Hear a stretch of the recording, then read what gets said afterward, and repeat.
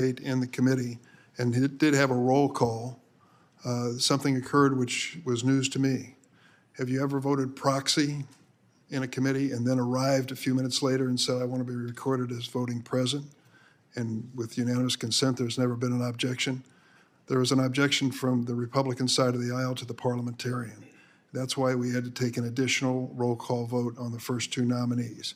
So it wasn't just a happenstance. It was a circumstance that was created beyond our control. And Mr. Chairman, I understand, Dick, or Mr. Chairman, but I'd like you to consider this. I don't understand why you're taking this new approach. I enjoy this committee. We all take our responsibility seriously. I can only speak for me. I try to be fair-minded. I voted for a number of President Biden's nominees when I think they're qualified. And I try to ask substantive questions. I did the same thing with President Trump's nominees.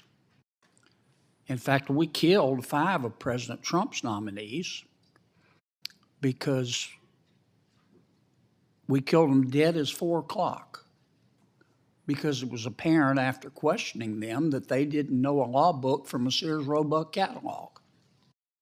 And we killed them.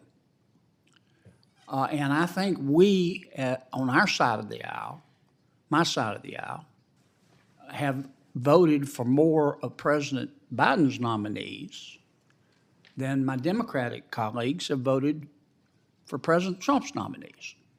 No, that's okay. Everybody has one vote, and they have the right to exercise. I know you don't like some of my questions. I get that. And some of your comments have been borderline snarky, but I ignore them.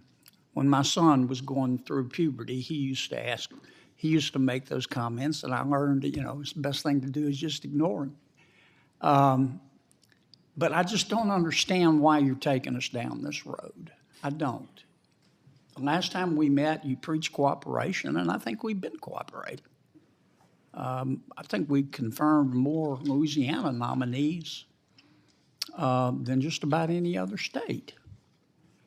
There were some people who were not here at the last hearing that would like to speak on, and would have liked to speak on Mr. Khashoggi.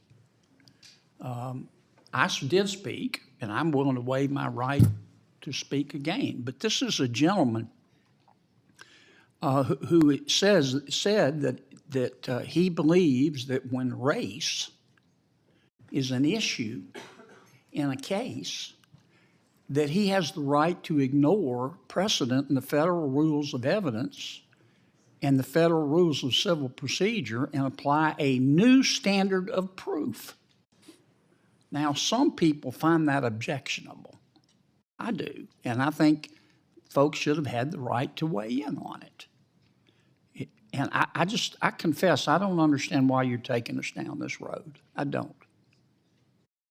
And the final point I guess I would make is that I asked you this question last time, and I think if where you're headed with this is to ultimately subpoena Justice Thomas or another member of the Supreme Court, I think that would be a huge mistake. But if that's where we're going to go with this, I respectfully suggest you go ahead and do it and let us meet it head on, because that looks to me like where it's headed.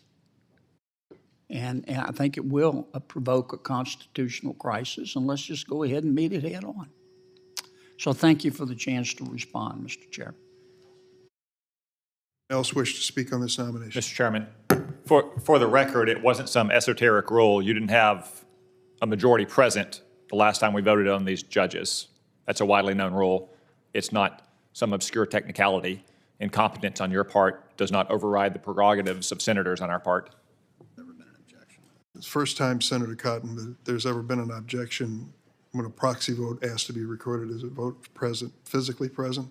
And I just say all of us, because of our schedules, face this all of the time. and this is the first time I've seen it in the time that I've served in the United States And the Senate. parliamentarian ruled against you. And it looks like Senator Graham has something to say. Yeah, I do. Do you recognize Senator Graham? He can take the rest of my time if he wants it.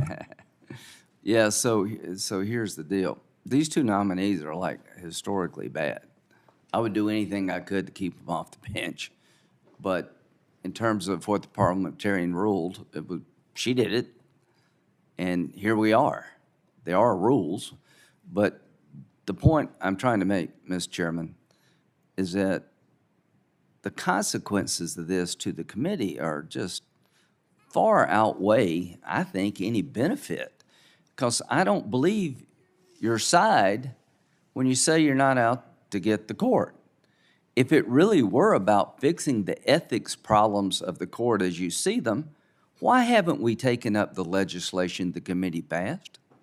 Why can't you get Senator Schumer to bring the bill up that supposedly fixes this? It's never going to be brought up. You know why it's not going to be brought up? Because it's not going to pass. It's unconstitutional. It's a bad idea. So I'm going to keep making that point. I don't buy what you're saying. If this really were the issue you claim it to be, then we will have voted on the bill passed by this committee a long time ago. We're never going to vote on that bill, folks. It's all political theater at the expense of this committee. You've made a choice. Accept the consequences. On favorably reporting the nomination of Seth Robert A. Frame to be U.S. Circuit Judge for the First Circuit, the clerk will call the roll. Mr. Whitehouse. Aye.